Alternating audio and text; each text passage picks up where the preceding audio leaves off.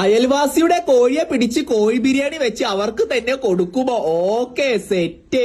മക്കളെ അപ്പൊ നമ്മളെ കോഴിനെ പിടിച്ചാൻ വേണ്ടിട്ട് നേരെ അയൽവാസിന്റെ പെരിക്ക് പോവാട്ടോ. അങ്ങനെ നമ്മളോട് എത്തിക്കണു. നമുക്ക് കോഴിക്കോട് തപ്പിയോക്കാം. കോഴിക്കോട് കിട്ടി നമുക്ക് നേരെ കോഴിനെ പുറത്തിറക്കാം. പിന്നെ കോയിന് പിടിച്ച നേരെ പെരിക്കൊന്നു. നമുക്ക് നേരെ ഇതിന് അൺബോക്സ് ചെയ്യാം. 3, 2, 1 ഗോ.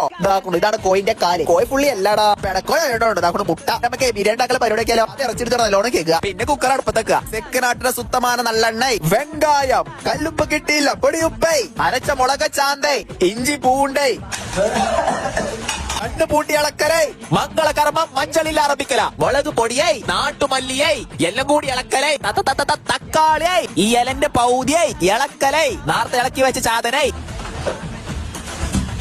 തൈരേ, അയൽവാസിന്റെ കൂട്ടിലെ നാട്ടുകോയേ, ബിരിയാണിന്റെ അരിയേ, അരി കേക്കിക്കാട് കുടുക്കിയിലിട്ട് വേവിക്കലേ, കുറച്ചുകൂടി കഴിഞ്ഞപ്പോ ദമ്മിടാൻ വേണ്ടി വേവിക്കലേ, പേരില്ലാത്ത എന്തോ മസാലേ, ആട്ടുപസൂനേ, ബിരിയാണി ആയേ, കുക്കർ തുറക്കാൻ കിട്ടണില്ലേ, ഇമ്മ വന്ന് തുറന്നേ. ഇതാണ് ബിരിയാണി. ബിരിയാണി അയൽവാസി കൊടുക്കാൻ വേണ്ടി എടുത്തു വെക്കലേ. പിന്നെ നമ്മൾ നേരെ ബിരിയാണി തന്നെ അയൽവാസിന്റെ പെരിക്കോയി. ഞാൻ മൂപ്പരോട് അയൽവാസിന്റെ ബിരിയാണി എന്നിട്ട് വീഡിയോ എടുക്കാൻ വേണ്ടിയിട്ടാണ്. ഇപ്പൊ മൂപ്പര ഇന്നാ നമുക്ക് തിന്നാത്. അങ്ങനെ നിങ്ങൾ ബിരിയാണി കുളമ്പിക്കാണ്ട് ബിരിയാണി തിന്നാൻ തുടങ്ങി. ബിരിയാണി തിന്നോണ്ട് നൈസായിട്ടാ പറഞ്ഞത് നിങ്ങളെ കൂട്ടിലെ കോയി തന്നെയാണ്.